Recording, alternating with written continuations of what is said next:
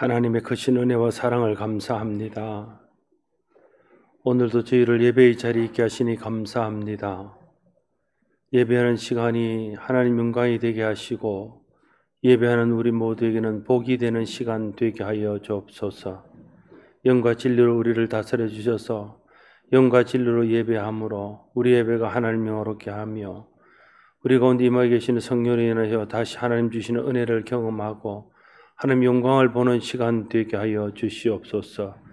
예배를 온전히 주님께 의탁하고 예수님 이름으로 기원드리옵나이다. 다 같이 사도신경으로 신앙 고백을 드리겠습니다. 나는 전능하신 아버지 하나님 천지의 창조주를 믿습니다. 나는 그의 유일하신 아들 우리 주 예수 그리스도를 믿습니다. 그는 성령으로 잉태되어 동정녀 마리아에게 나시고 본디오 빌라도에게 고난을 받아 십자가에 못 박혀 죽으시고 장사된 지 사흘 만에 죽은 자 가운데서 다시 살아나셨으며 하늘에 오르시어 전능하신 아버지 하나님 우편에 앉아 계시다가 거기로부터 살아있는 자와 죽은 자를 심판하러 오십니다. 나는 성령을 믿으며 거룩한 공교회와 성도의 교제와 죄를 용서받는 것과 몸의 부활과 영생을 믿습니다. 찬송가 9장 함께 드리겠습니다.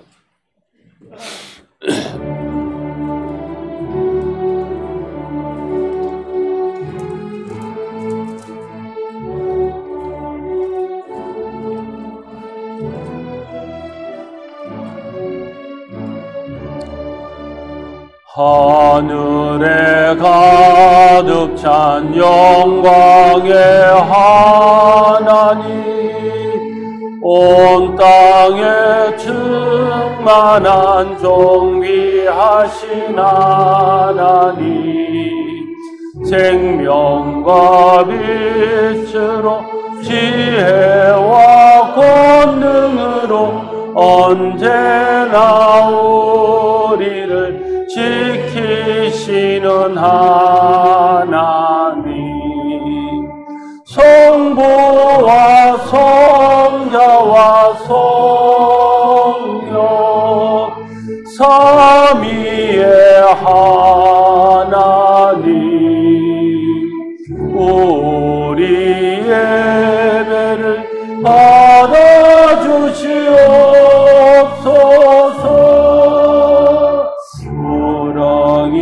넘치는 자비하신 하나님, 은혜가 풍성한 구원의 하나님, 참회의 심령에 평안을 주시옵고 죄악과 허물을 용서하여 주소서. 찬송과 영광과 생명 구원의 하나님, 우리 예배를 받아주시옵소서.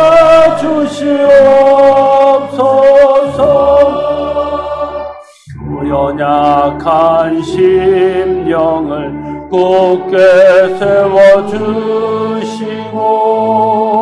우둔한 마음을 지혜롭게 하시고 주의 뜻 받들어 참되게 살아가며 주 말씀 따라서 용감하게 하소서. 권능과 지혜와 사랑 은혜의 하나님, 우리 예배를 받아주시옵소서.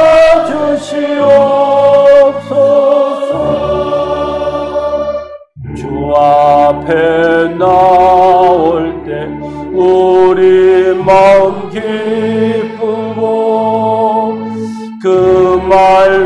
주님 되어 새 희망이 솟는다.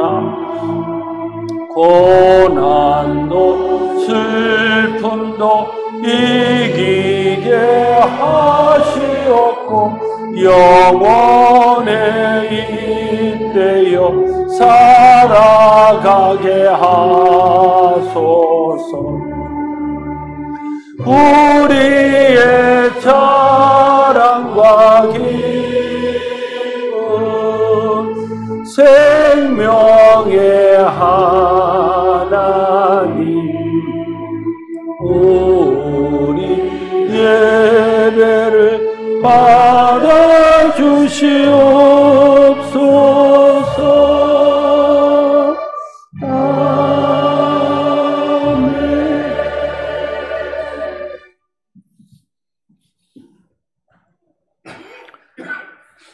생명이신 예수님을 이 땅에 보내신 아버지 하나님의 크신 은혜와 사랑에 감사드립니다. 아들을 십자가에 못 박으시기까지 우리를 사랑하신 그 크고 놀라우신 사랑을 우리는 알고 있습니다. 또한 우리는 하나님을 사랑하고 이웃을 사랑한다고 고백도 하고 있습니다. 그러나 우리 자신을 돌아보면 진실로 겸손하게 거짓 없이 하나님의 사랑 속에 거하면서 그 사랑을 실천하고 있다고 자신 있게 말할 수 없는 부끄러운 우리 자신임을 고백합니다. 우리의 이 모든 허물을 용서하여 주옵소서. 이제 우리가 하나님의 말씀 안에 거함으로 우리의 믿음이, 우리의 행동이, 그리고 우리의 모든 삶이 날마다 변화되어 예수님을 닮아가게 하옵소서. 그리하여 우리의 모습을 통해 의로우신 하나님과 사랑의 하나님이 조금이라도 세상에 보여지게 하옵소서. 진실로 우리 성도들이 하나님의 자녀된 자녀임을 깨달아 알게 하시고 또한 그렇게 살게 하옵소서. 이제는 세상과 짝하여 죄악과 더불어 추하고 교만한 마음을 갖지 말게 하시고 마음을 잘 다스려 성령을 거스르지 아니하고 주님의 뜻을 높이는 삶이 될 수 있도록 인도하여 주옵소서. 이 시간단에 세우신 목사님으로 통하여 말씀을 전하실 때에 어두움은 환하게 밝히는 말씀으로, 미지근함은 뜨거움으로, 고난은 믿음으로 승리하는 말씀을 선포하는 하나님의 생명의 말씀을 들려주시옵소서. 하나님의 진리의 말씀을 통하여 저희들의 부족한 것과 부끄러운 것들을 깨닫게 하여 주시옵시고 회개함으로 되돌아설 수 있는 저희들 모두가 되도록 은혜를 주시옵소서. 말씀을 받은 저희들은 받은 은혜로 통하여 날마다 찬송이 넘치게 하여 주시옵소서. 감사가 충만케 하옵소서. 기쁨이 충만케 하옵소서. 우리의 삶에 하나님의 나라가 충만히 임하도록 복되게 하여 주시옵소서. 온 성도가 하나님의 나라 확장에 큰 쓰임 받도록 하옵시고 찬양대와 사역팀과 선교사들과 성도들은 각자 지체의 자리에서 묵묵히 그리스도의 사랑을 품고 섬김을 다하게 하옵소서. 봉사의 손길 위에 그리스도의 놀라운 은혜를 풍족히 부어 주시옵소서. 오늘도 사랑과 의로 우리를 보호하시며 코로나로 시험과 단련하시는 하나님 아버지 앞에 예수님의 이름 받들어 기도드리옵나이다. 아멘.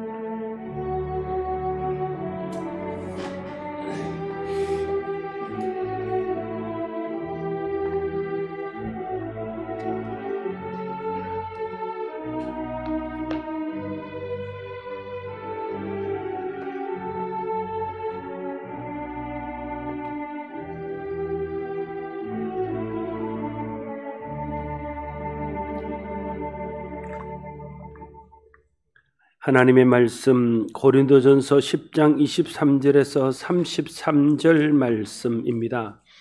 신약 성경 275쪽입니다. 신약 성경 제275쪽 고린도전서 10장 23절에서 33절 말씀입니다.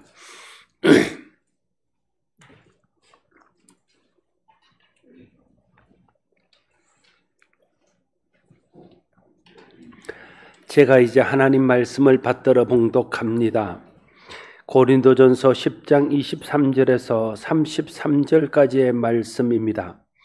모든 것이 가하나 모든 것이 유익한 것은 아니요 모든 것이 가하나 모든 것이 덕을 세우는 것은 아니니 누구든지 자기의 유익을 구하지 말고 남의 유익을 구하라. 무릇 시장에서 파는 것은 양심을 위하여 묻지 말고 먹으라. 이는 땅과 거기 충만한 것이 주의 것임이라. 불신자 중 누가 너희를 청할 때 너희가 가고자 하거든 너희 앞에 차려놓은 것은 무엇이든지 양심을 위하여 묻지 말고 먹으라. 누가 너희에게 이것이 재물이라 말하거든 알게 한 자와 그 양심을 위하여 먹지 말라. 내가 말한 양심은 너희의 것이 아니요 남의 것이니 어찌하여 내 자유가 남의 양심으로 말미암아 판단을 받으리요. 만일 내가 감사함으로 참여하면 어찌하여 내가 감사하는 것에 대하여 비방을 받으리요. 그런즉 너희가 먹든지 마시든지 무엇을 하든지 다 하나님의 영광을 위하여 하라. 유대인에게나 헬라인에게나 하나님의 교회에나 그치는 자가 되지 말고 나와 같이 모든 일에 모든 사람을 기쁘게 하여 자신의 유익을 구하지 아니하고 많은 사람의 유익을 구하여 그들로 구원을 받게 하라. 아멘. 기록되신 하나님 말씀입니다. 시온 찬양대 찬양이 있겠습니다.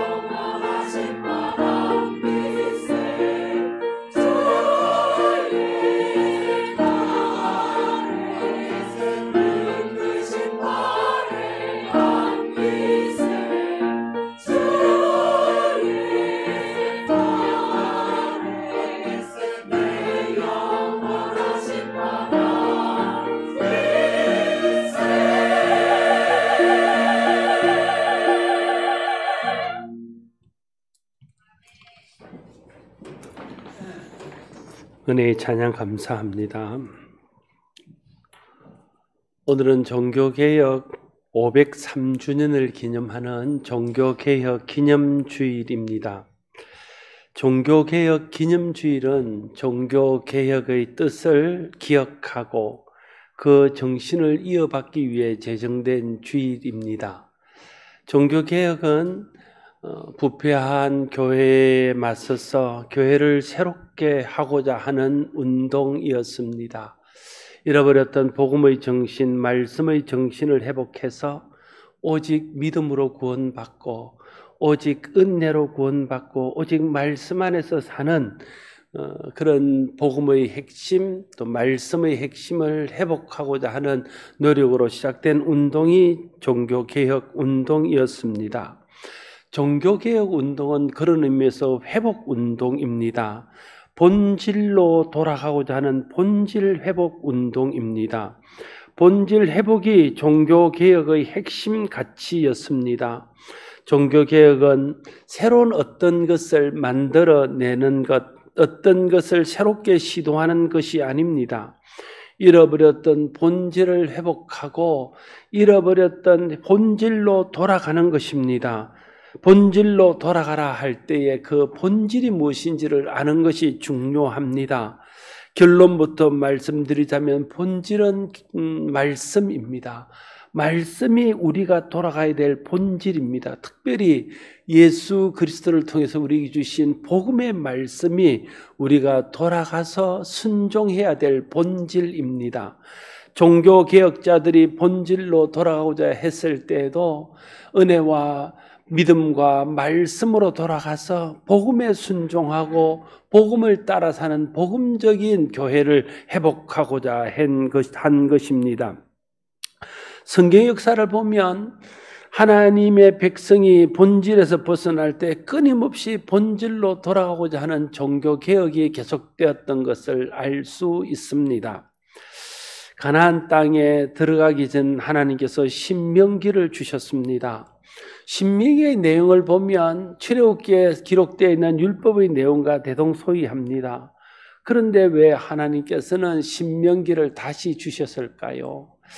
그것은 이스라엘 백성들이 40년 동안 출애굽기를 통해서 주신 하나님 말씀을 잃어버렸기 때문에 그렇습니다.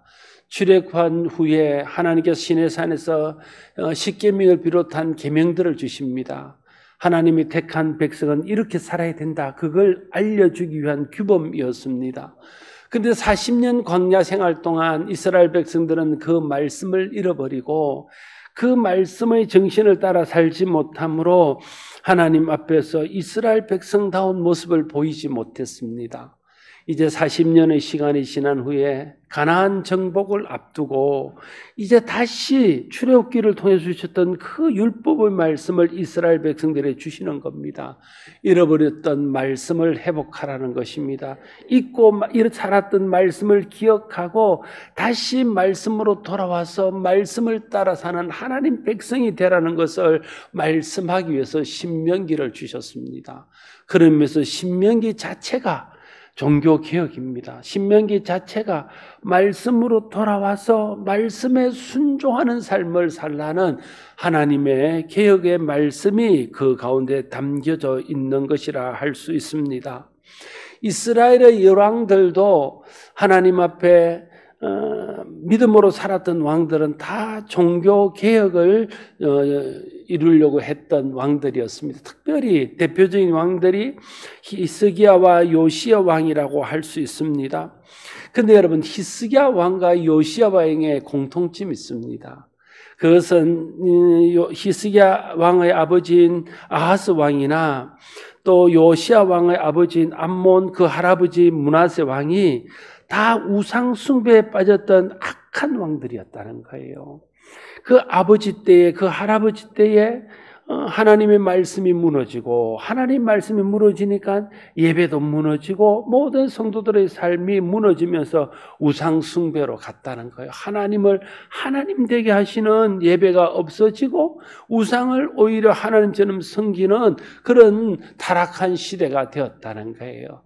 그래서 히스기야가 그것을 깨닫고 요시야가 그것을 깨달은 후에 하나님 말씀으로 돌아오고자 하는 그런 계획을 일으켰습니다. 말씀의 가르침을 따라 여호와 하나님을 나의 하나님으로 섬기고 여호와 하나님께 순종함으로 하나님의 택함받은 백성으로 살아야 된다는 것을 다시 한번 일깨워주고, 우리가 하나님의 징계와 하나님의 그런 심판을 받는 것은 우리가 하나님 말씀을 떠나고 하나님을 떠나서 우상 숭배하고 죄악에 빠진 결과라는 것을 알림으로써 다시 하나님 주신 은혜와 복을 누리는 하나님 백성으로 회복시키기 위하여 말씀으로 돌아갈 것을 외쳤던 것이 히스기야와 요시야 종교개혁의 핵심이었습니다.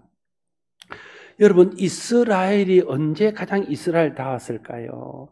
하나님께서 복 주시고 열방의 축복의 통로가 되기를 위해서 이스라엘을 택하셨는데 언제 이스라엘이 가장 이스라엘다웠냐는 거예요. 이스라엘은 하나님 말씀을 따라서 하나님 말씀에 순종할 그때가 가장 이스라엘다운 모습을 가지고 있었습니다. 예를 들면 가나안 땅을 들어가서 여리고성을 정복할 때 그때 이스라엘 모습, 하나님 말씀대로 순종하면서 여리고성을 정복하고 아이성을 실패했을 때 다시 회개하고 하나님 말씀을 회복하여 하나님 말씀대로 했던 그때가 가장 이스라엘다운 모습이었습니다. 다윗 왕 시대 때에 다윗이 다시 하나님 앞에서 하나님 말씀의 이상을 따라 다스리고 백성이 그것을 따랐을 때가 가장 이스라엘다웠습니다. 예수님께서 이 땅에 오셔서 복음으로 잘못된 형식적인 종교들을 깨부수고 하나님 말씀을 선포하며 복음의 말씀을 선포할 그때가 이스라엘이 가장 이스라엘다운 그런 모습이었다는 거예요. 다시 말하면 하나님 말씀에 순종할 때만 이스라엘은 이스라엘이었습니다. 하나님 말씀을 버리고 하나님을 버렸을 때는 그들은 이방인과 다를 바 없는 그런 존재가 되고 말았다는 거예요. 오늘날 교회가 언제 가장 교회다운 모습일까요? 많은 일을 하고 열심을 내고 많은 열매가 맺히면 그게 교회가 교회다운 모습일까요? 교회가 부흥하여 많은 사람들이 모이고 재정이 튼튼하여 교회가 많은 일을 하면 그건 교회다운 모습일까요? 오늘도 교회가 교회다운 모습은 교회가 끊임없이 하나님 말씀 앞에 서서 하나님 말씀을 듣고 하나님 말씀에 순종하고 하나님 말씀의 이상을 따라 모든 사역을 감당할 때에 그때가 가장 교회가 교회다운 모습이 될 수 있다는 것. 성도도 성도다운 모습을 회복하는 것은 하나님 말씀 앞에서 우리의 삶을 돌아보고 말씀의 가르침을 따라 살 때 그때 가장 성도가 성도다워지는 것입니다. 오늘의 교회가 개혁해야 될 것은 성경의 가르침에서 벗어난 모든 것들로부터 성경의 가르침으로 돌아오는 것입니다. 여러분, 성경의 가르침에서 벗어난 것이 타락입니다. 어떤 것이든지 성경의 가르침에서 벗어난 모든 것들은 타락입니다. 또한 성경의 가르침대로 하는 것이 거룩입니다. 교회가 거룩해야 된다고 말합니다. 거룩하기 위해서 어떻게 해야 될까요? 그것은 성경의 가르침으로 돌아와서 성경의 가르침에 순종하게 될 때에 교회가 거룩한 교회가 되어서 세상에 거룩한 영향력을 행사할 수 있는 것입니다. 왜 교회가 세상으로부터 지탄을 받고 손가락질을 당합니까? 교회가 그 하나님 말씀대로 살지 않고 하나님 말씀의 이상대로 살지 않기 때문에 거룩하지 못하고 세속적인 교회가 되기 때문에 세상의 지탄을 받는 것입니다. 교회가 세상으로부터 다시 존경을 받고 세상에 거룩한 영향력을 행사하려고 그러면 거룩한 교회가 되어야 됩니다. 어떤 교회가 거룩한 교회라고요? 하나님 말씀으로 돌아와서 복음의 말씀으로 돌아와서 하나님 말씀에 복음의 말씀에 순종하는 교회가 될 때 그때 교회는 거룩한 교회가 되고 잃어버렸던 세상의 신뢰를 회복하고 세상에 거룩한 영향을 행사하는 교회가 될 줄로 믿습니다. 포로가 되었습니다. 이스라엘 백성들이 끝까지 하나님 말씀에 돌아오지 않고 하나님을 버리고 우상 숭배하다가 북이스라엘은 아수르에, 남유다는 바벨론 포로가 되었습니다. 하나님께서는 그 포로를 통해서 그들을 정결케 하시고 회개케 하셨습니다. 그리고 예레미야에게 예언한 대로 바벨론 포로에서 70년 만에 돌아오게 됩니다. 이스라엘이 바벨론 포로에서 돌아왔을 때의 지도자가 에스라와 느헤미야입니다. 에스라와 느헤미야는 돌아온 이스라엘 백성들을 통해서 종교 개혁을 일으킵니다. 그 주 사역이 뭐냐 하면, 물론 예루살렘에 무너진 성벽도 다시 쌓고 무너진 성전도 다시 짓습니다. 그러나 그보다 더 중요한 것은 에스라를 통해서 이스라엘 백성들에게 하나님의 율법의 말씀을 다시 가르쳤다는 거예요. 말씀을 다시 그들에게 가르치고 왜 우리가 바벨론 포로가 되었는지, 왜 우리가 이방인에게 그런 수치를 당했는지를 그들에게 일깨워주고 그것은 말씀을 떠난 결과였음을 알게 하고 다시 말씀을 듣고 말씀을 회복해서 이스라엘을 하나님의 거룩한 말씀 위에 세우다 했던 것이 느헤미야와 에스라가 했던 일입니다. 그것이 느헤미야와 에스라 시대의 종교 개혁이었습니다. 예수님이 이 땅에 오셔서 하신 많은 일들이 있지만 특별히 예수님은 가르치는 일에 집중하셨습니다. 물론 병자를 고치고 하는 것들도 다 예수님이 가르치시는 그것의 범주 안에 있습니다. 예수님의 가르침의 핵심은 무엇입니까? 그것은 형식화되고 하나님 말씀의 본질에서 멀어진 그 유대교 타락한 종교 지도자들에게 말씀의 본질을 가르치고 율법의 정신을 가르쳐서 율법의 정신대로 살도록 말씀의 본질을 회복하도록 한 것이 예수님 가르침의 핵심이었습니다. 특별히 산상수훈을 말씀하실 때 예수님께서 그동안 이스라엘 백성들이 듣고 가르치고 행했던 율법과 예수님이 다시 해석해서 들려주는 율법을 비교하여 말씀을 하셨습니다. 그 형식이 옛 사람은 이렇게 말하였으나 나는 이렇게 말한다. 혹은 너희가 그렇게 들었으나 나는 이렇게 말한다. 이런 형식으로 율법을 재해석하고 율법의 정신을 회복시켜 주신 것을 알 수 있습니다. 예를 들면 마태복음 5장 21절에 보면 옛 사람에게 말한 바 살인하지 말라, 누구든지 살인하면 심판을 받게 되리라 하는 것을 너희가 들었으나 이렇게 말하죠. 그 율법의 가르침입니다. 그 율법의 겉에 드러나 있는 그 말씀만 이스라엘 백성들이 듣고 육체적으로 사람을 죽이는 일은 하지 않았다는 거예요. 그런데 예수님은 마태복음 5장 22절에서 이것의 정신을 이렇게 말씀하십니다. 나는 너희에게 이르노니 형제에게 노하는 자마다 심판을 받게 되고 형제를 대하여 나가라 하는 자는 공회에 잡혀가게 되고 미련한 놈이라 하는 자는 지옥불에 들어가게 되리라 말합니다. 육체적으로 형제를 죽이는 것만이 살인이 아니라는 거예요. 정신적으로 사람에게 고통을 주고 상처를 입히는 것도 죽이는 거라는 거예요. 사람을 모욕하고 사람들에게 욕하고 사람들을 인격적으로 무시하는 것도 그 사람을 영적으로 정신적으로 죽이는 것이다 라고 말하면서 너희가 정말 살인하지 말라는 하나님의 계명의 말씀을 따라 사는 것은 육체적으로 사람을 죽일 뿐 아니라 정신적으로 영적으로 다른 사람을 죽이면 안 된다. 그 뜻이 그 속에 포함되어 있는 것을 주님이 설명하고 있습니다.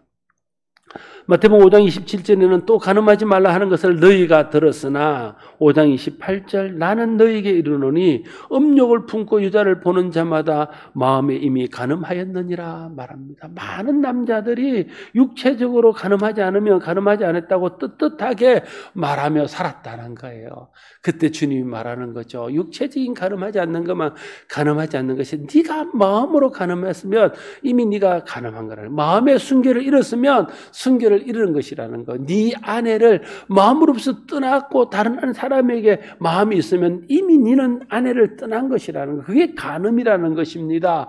예수님은 단순히 겉으로 드러난 것뿐 아니라 그 정신이 하나님의 말씀을 가르침을 따르고 있는가 아닌가에 따라서 그것이 하나님의 율법을 지켰다 지키지 않았다를 판단하는 것으로 말하고 있습니다.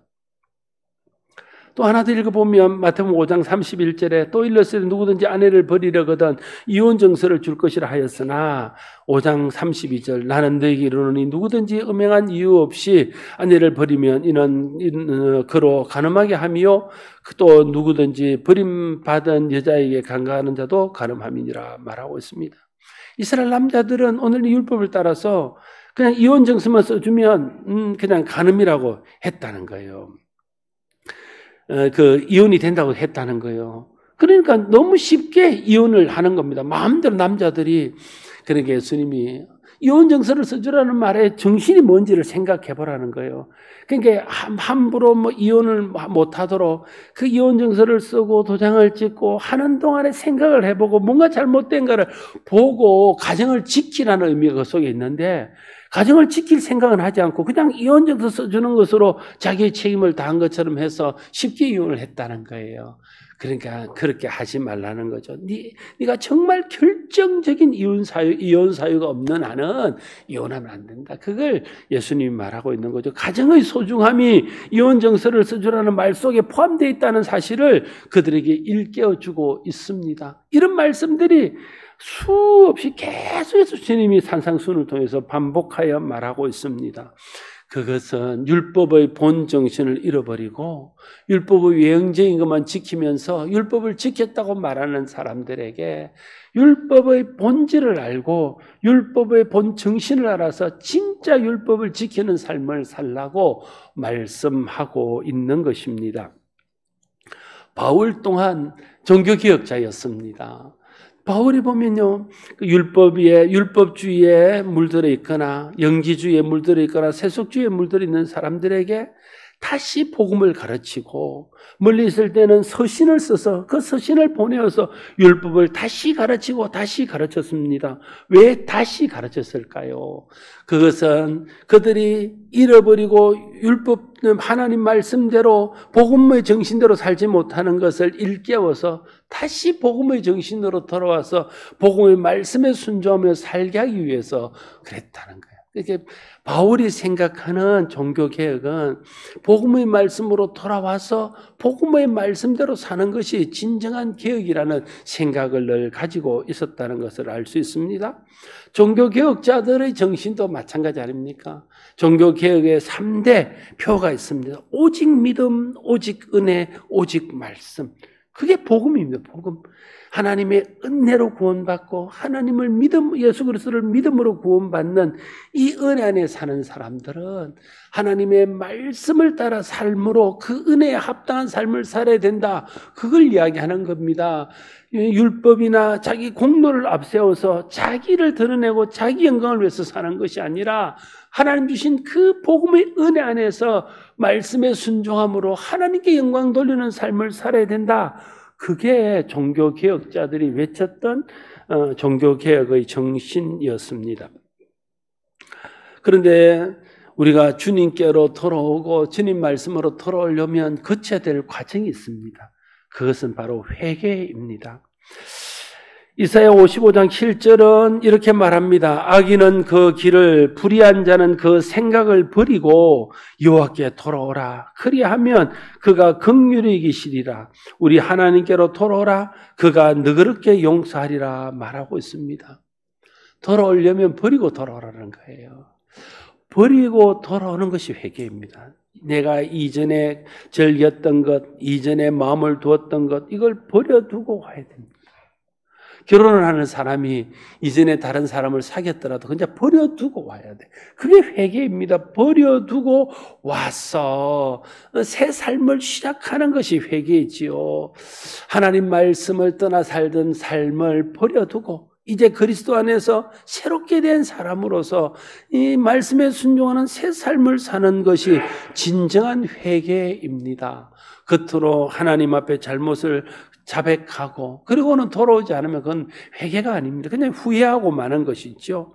그래서 예수님께서도 회개하고 복음을 믿어라 이렇게 말씀하십니다. 과거의 삶에서 돌아와서 이제 예수 안에서 새로운 삶을 출발하라는 것이 예수님의 말씀입니다. 회개란 내 신앙에서 성경에서 벗어난 것을 고치는 것입니다. 내 삶이 성경의 가르침에서 벗어난 것을 다시 성경의 가르침대로 회복하는 것이 진짜 회개입니다. 아무리 눈물 흘리고 아무리 부르짖어 기도하고 아무리 회개한들 말씀으로 다시 돌아오지 않으면 그건 회개가 아닙니다.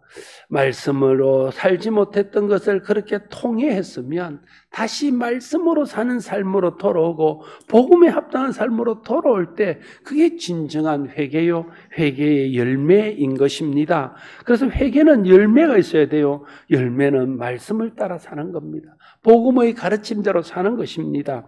회개하고 성경의 가르침대로 돌아오는 것이 본질로 돌아오는 것이고 말씀으로 돌아오는 것입니다. 오늘 본문을 읽었던 말씀은 고린도 교회의 문제점과 그 고린도 교회의 문제점을 해결하기 위해서 제시하는 말씀입니다. 고린도 교회는 당파를 나누어서 서로 싸웠습니다. 내가 옳다고 생각하며 서로의 뜻을 굽히지 않던 그런 교회였습니다. 바울을 향해서도 바울의 사도성을 의심하면서 바울보다 자기들이 오히려 더 경건한 것처럼 행동했던 교회입니다. 세상에 음란한 것과 더러운 것들이 교회에 들어와서 그걸 보고 초신자들이 마음이 시험을 받고 상처를 입는데도 그걸 여전히 행하는 그런 교회였습니다. 연약한 자들, 초신자들을 배려하지 않고 자기들이 성만찬에 자기들이 가져온 음식을 자기끼리만 먹음으로써 가지지 못하고 가난한 자들이 마음의 상처를 주던 그런 교회였습니다. 그런데도 고린도 교회는 자기들의 문제점을 잘 몰랐다는 거예요. 그래서 오늘 바울이 말하는 겁니다. 네가 먹을 자유가 있지만 그 먹을 자유를 먹지 못하는 자들을 위해서 스스로 제한하는 것이 그게 이웃을 위하고 연약한 자들을 위하는 성경의 가르침, 이웃을 사랑하는 태도이다. 그걸 바라는 것이죠. 네가 하고 싶은 대로 네 생각대로 할 수 있지만 그건 하나님 말씀의 가르침대로 내 유익을 위해서 사는 것이 아니라 다른 사람의 유익을 위해서 살고 교회와 복음의 덕을 위해서 사는 것이 그게 하나님의 구원받은 백성이 복음을 따라 사는 모습이다. 그걸 오늘 본문에서 강조하고 있는 것입니다. 그래서 결론이 뭐냐 하면 31절에 그러므로 먹든지 마시든지 무엇을 하든지 하나님의 영광을 위해서 하라는 것입니다. 여러분, 우리 인생의 목적이 무엇입니까? 하나님이 사람을 만드실 때에 사람을 만드신 궁극적인 목적이 무엇입니까? 하나님을 영화롭게 하기 위해서입니다. 하나님은 우리에게 복을 주시고 우리를 구원하시고 하나님 자녀 삼으시고 은혜를 주셔서 우리로 하여금 복을 누리며 살게 하시고 그렇게 복받은 우리가 하나님을 예배하고 찬송함으로 하나님이 영광 받으시는 것, 그것이 우리를 향하신 하나님 뜻이고 그래서 하나님께 영광 돌리는 것이 우리 인생의 궁극적인 목적입니다. 어떻게 하면 하나님 영광을 받으실까요? 먹든지 마시든지 무엇을 하든지 하나님 영광을 위해서 살라고 그랬는데 어떻게 하는 것이 하나님 영광을 위해서 사는 것입니까? 여러분, 하나님 말씀대로 살 때 그것이 하나님 영광을 위해서 사는 겁니다.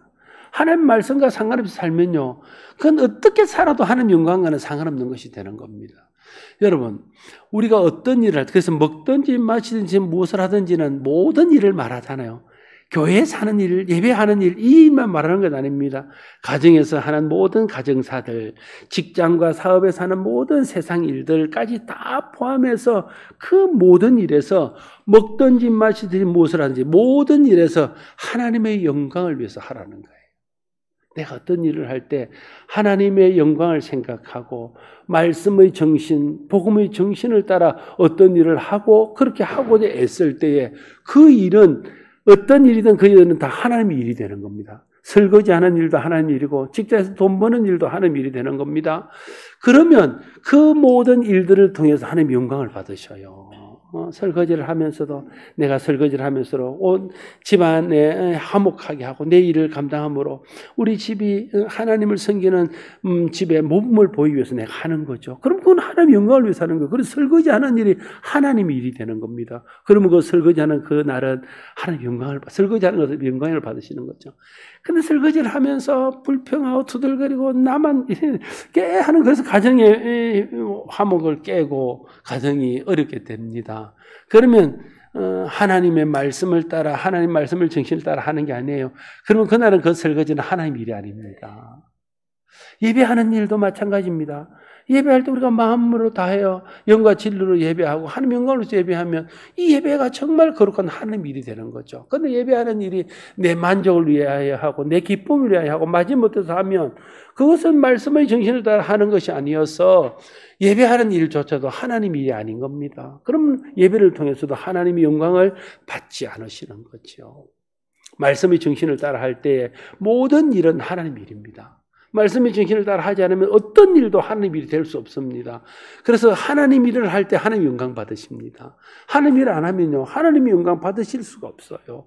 그래서 먹든지 마시든지 무엇을 하든지 하나님 영광을 위해서 하느라 한 말씀은 모든 일을 말씀을 따라 말씀의 정신을 따라 하라는 말씀인 것입니다. 왜 남편은 아내를 사랑해야 됩니까?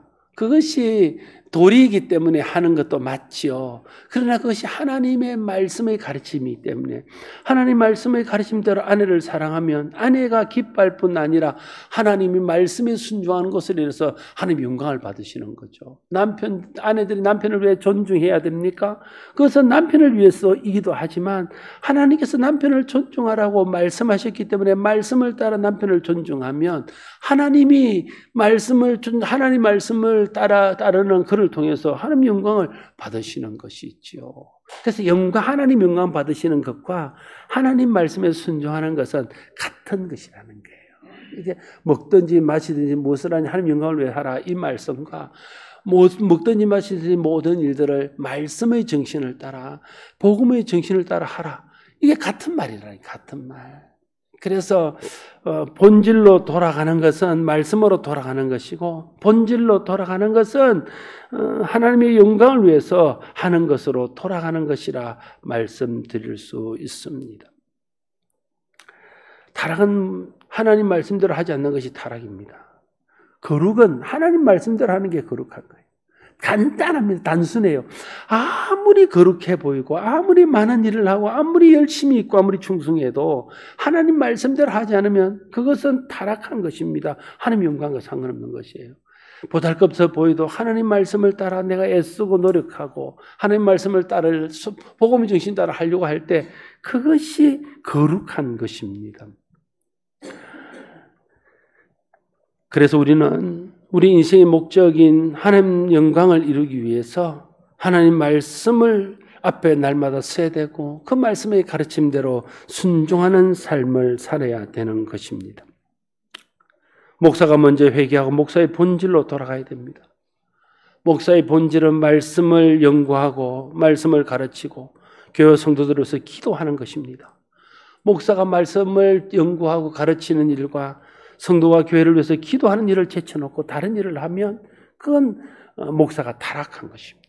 그래서 목사가 끊임없이 내가 말씀이 가르치는 대로 목사의 직분을 감당하고 있는지를 돌아보고 목사가 먼저 회개하고 말씀에서 벗어난 것들을 회개하고 그것을 떠나서 다시 말씀의 가르침대로 목회의 현장에 돌아와야 그게 목사가 하나님 영광을 드러낼 수 있는 것입니다.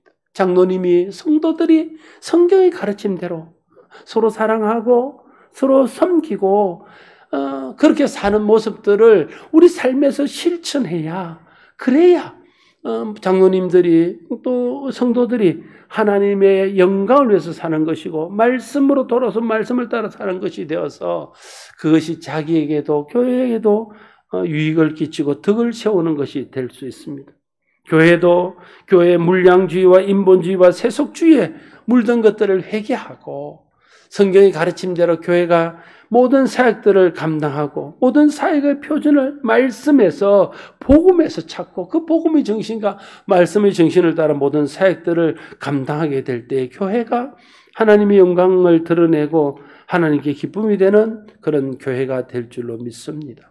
결국은 개인이든 사역자든 교회든 말씀으로 돌아와서 말씀의 가르침대로 살아야 그래야 그것이 진정으로 하나님의 영광이 되고 그렇게 말씀으로 돌아오는 것이 회개이고 그렇게 회개하고 돌아오는 것이 거룩이고 그렇게 거룩해야 하나님의 영광 받으시고 그렇게 거룩한 교회가 되고 거룩한 성도가 돼야 세상에 거룩한 영향을 행사할 수 있게 된다는 거예요. 그게 오늘 종교개혁주일에 하나님이 우리에게 들려주시는 말씀입니다. 사랑하는 성도 여러분, 본질로 돌아오는 것은 쉬운 일이 아니에요. 왜냐하면 우리 속에 죄성이 있기 때문에 그렇습니다. 이 죄성의 가장 뚜렷한 특징은 욕심입니다. 예? 물질에 대한 욕심, 성적인 욕심, 권력에 대한 욕심 이런 것들이 우리의 삶을 확 옥죄고 있습니다. 우리 신앙도 내 그 욕심을 채우는 것으로 따라가기 쉽다는 거예요. 그게 타락입니다. 그럼 우리가 어떻게 해야 되냐는 거예요. 날마다 주님 앞에 나와서 말씀을 듣고 말씀을 읽고 말씀을 묵상하고 그 말씀이 가르치는 대로 내가 살고자 애쓰고 노력해야 됩니다. 그리고 내가 안 되는 부분은 하나님이 그렇게 살 수 있도록 도우시기 위해서 보내신 성령님을 의지해야 돼요. 성령님께 기도하고 성령님을 의탁하고 성령님 도와주실 것을 구하고 그러면 성령께서 우리를 도우셔서 말씀의 정신을 따라 살아갈 수 있도록 도우시고 또 실패하면 다시 우리를 일으키셔서 말씀 앞에 서서 말씀을 따라 살아갈 수 있도록 우리를 인도하실 것입니다. 그럴 때에 우리는 하나님 앞에 거룩한 성도가 되고, 교회는 하나님 앞에 거룩한 교회가 되어서 우리가 하는 모든 것들이 하나님의 영광이 되고, 우리가 하는 그 모든 일들이 거룩한 것이 되어서 우리 자신도 하나님 안에서 영광을 받을 뿐 아니라 우리를 통해서 세상이 하나님 영광을 보고 하나님께 영광 돌리는 은혜의 자리로 나가게 될 것입니다. 우리 교회와 우리 모두가 성령 은혜 안에서 그런 본질을 회복하는 교회와 성도가 될 수 있기를 바랍니다. 기도하겠습니다. 아버지 하나님, 종교개혁 주일입니다. 종교개혁은 본질로 돌아가는 것입니다. 오늘도 많은 사람들이 종교개혁이 필요하다고 말합니다. 그것은 새로운 어떤 일을 하는 것이 아니라 다시 말씀으로 돌아가고 다시 복음의 정신으로 돌아가서 잘못된 것을 고치고 복음에 순종하며 말씀에 순종하는 삶을 사는 것임을 깨닫습니다. 그렇게 살 때에 하나님 영광 받으시고, 그렇게 살 때 우리가 거룩하게 되어서 세상에 거룩한 영향을 행사하며 우리도 하나님 주시는 영광 안에서 그 영광을 누리며 살게 되는 줄로 믿습니다. 성령님, 우리 교회가, 우리 모두가 그렇게 될 수 있도록 은혜 베풀어 주시옵소서. 예수님 이름으로 기도드리옵나이다. 아멘. 찬송가 586장을 함께 드리겠습니다.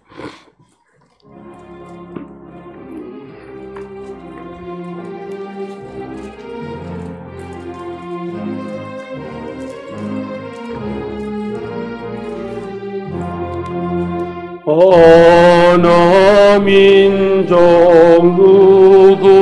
누구에게나 결단할 때 있나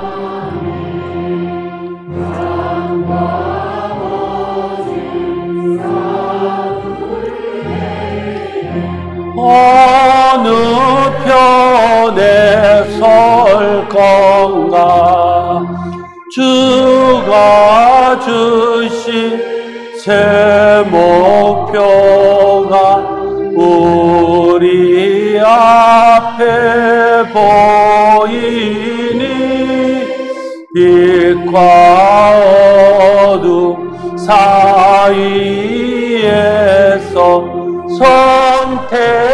선택하며 살리라.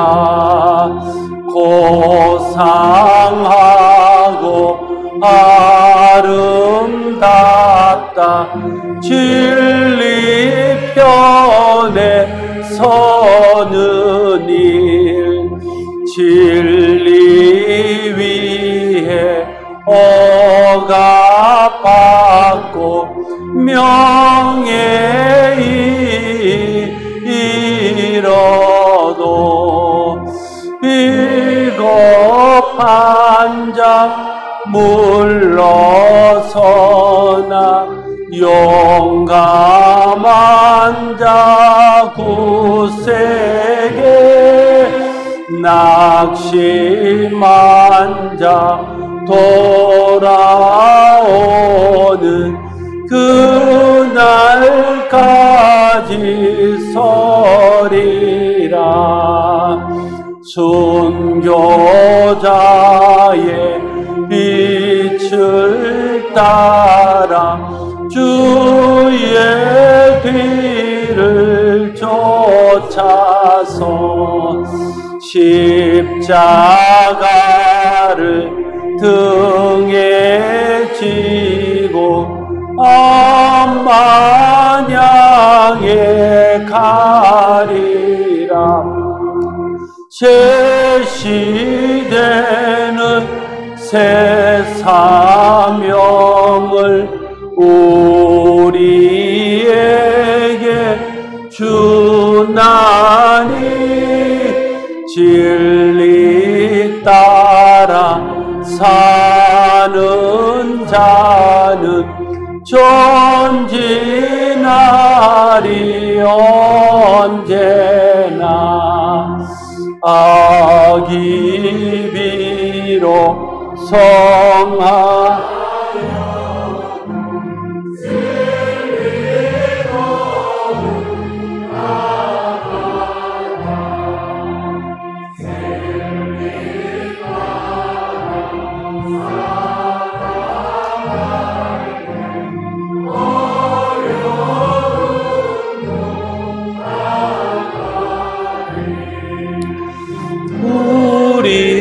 가는 그 앞길에 어두운 장막 덮쳐도 하나님이 함께 계셔 항상 지켜 주시리. 아멘. 하나님의 은혜를 감사합니다. 베푸신 은혜에 감사하여 주의 사랑하는 자녀들이 귀한 예물을 하나님 앞에 올려드립니다. 주님께서 이 예물 속에 담겨져 있는 사연들을 아십니다. 저들의 땀과 눈물을 아십니다. 하나님 앞에 드리는 정성과 믿음을 아십니다. 저들의 헌신의 무게를 주님이 아십니다.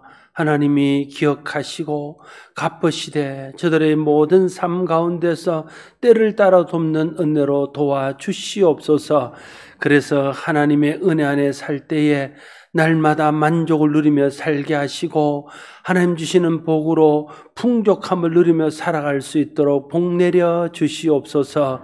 또한 예물이 쓰일 때에도 주님이 도와주셔서 하나님 뜻대로 바르게 쓰이게 하시고 하나님 나라와 그의 의를 위한 귀한 도구가 되게 하여 주시옵소서. 감사하고 축복하며 예수님 이름으로 기도드리옵나이다. 아멘. 교회 소식을 전해드립니다. 2부 예배 후에 10월 정기당회가 3층 나눔방에서 있습니다. 장로님들 잠깐 참석하시면 좋겠습니다. 오늘은 종교개혁 기념주일입니다. 종교개혁자들이 본질로 돌아가기 위해서 애썼던 것처럼 우리도 이 시대에 새로운 종교개혁자들이 되어서 본질을 회복할 수 있기를 바랍니다. 예배 참석 시 수칙을 잘 지켜주셔서 감사합니다. 불편하지만 계속해서 수칙을 잘 지켜주실 것을 부탁드립니다. 11월 안내 위한 1부 장재희 김영희 집사님 2부는 정길동 집사님 이순희 김남희 노영애 권사님 봉헌위원 2부의 이건욱 윤춘아 권성자 집사님입니다. 수고해 주시면 감사하겠습니다. 성경시들 리레이 780번 곽근봉 권사님 781번 유순환 권사님 읽었습니다. 1부 예배 때 시상했습니다. 우리 피택자들이 에베소서를 통해서 훈련을 받았습니다. 에베소서를 다 마쳤는데 본부에서 수료증이 왔습니다.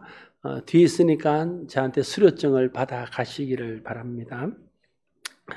이제 다 같이 일어나서 성도의 교제를 나누겠습니다. 전후좌우 계신 분들과 서로 반갑게 인사도 나누십시오.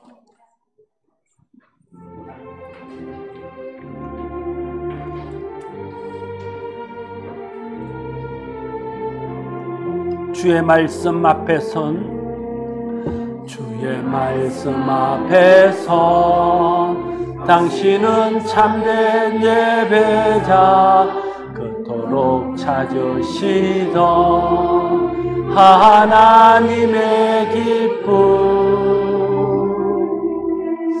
이 세상을 향한 거룩한 생명빛 되어 이 세상을 향한 구원의 소망 되어 영원한 하나님의 나라 함께 세워가리.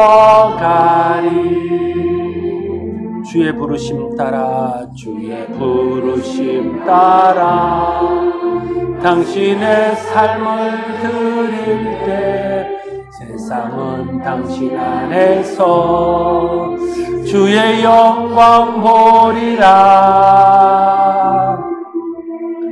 이 세상을 이길 주님의 군사 되어 이 세상을 섬길 주님의 손가발 되어 영원한 하나님의 나라 함께 세워가리. 우리 주 예수 그리스도의 은혜와 하나님 아버지의 크신 사랑과 성령의 감동하심이 오늘날 예배하는 주의 사랑하는 백성들과 저들의 가정과 산업과 기도하는 모든 일들 위에 사랑하는 조국 대한민국과 열방 가운데 흩어져 선교하는 선교사들과 그들의 사역과 섬기는 교회들 위에 이제로부터 영원토록 항상 함께 없시기를 축원하옵나이다. 아멘.